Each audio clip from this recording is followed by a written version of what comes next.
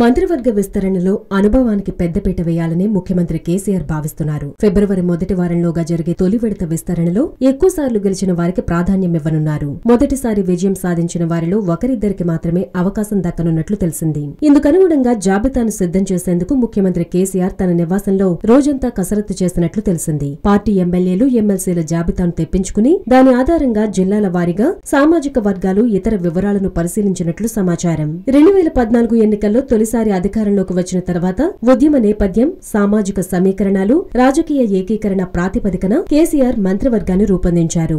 ఈసారి అందుకు భిన్నంగా కూర్పు ఉండే అవకాశాలున్నాయి. ఈ మేరకు జాబితాను సిద్ధం చేసుకున్నారు. 2 నుంచి 6 సార్లు గెలిచిన ఎమ్మెల్యేలు, అందులో విధేయులైన వారి పేర్లు మొదటి వరుసలో ఉన్నట్లు తెలిసింది.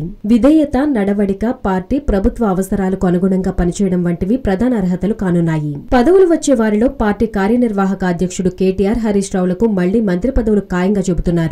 నిజామాబాద్ నుంచి ప్రశాంత్ రెడ్డి లేదా బాజిరెడ్డి గోవర్ధన్ కు, ఆదిలాబాద్ నుంచి రేఖా నాయక్ పేరు ముందు వరుసలో ఉంది. ఎస్టీ, మహిళా కోట రెండు ఆమెకు కలిసి రానున్నాయి. మెదక్ నుంచి పద్మదేవేందర్ రెడ్డికి అవకాశం వస్తే రేఖా నాయక్ కు జాబితాలో చోటుండకపోవచ్చు. ఆదిలాబాద్ నుంచి ఇంద్రకరణ్ రెడ్డి, జోగు రామనెలలో ఒకరికి అవకాశం దక్కొచ్చు.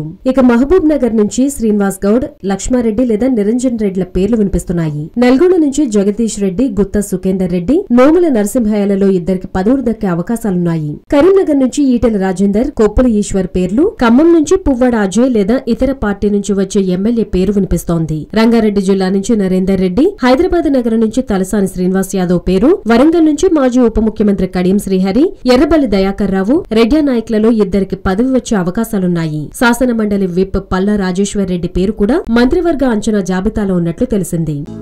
హలో, మిమ్మల్నే యోయో టీవీ యాప్ డౌన్లోడ్ చేసుకున్నారా? ఇంకా లేదా? మీ యాప్ స్టోర్ కి వెళ్ళి వెంటనే డౌన్లోడ్ చేసుకోండి.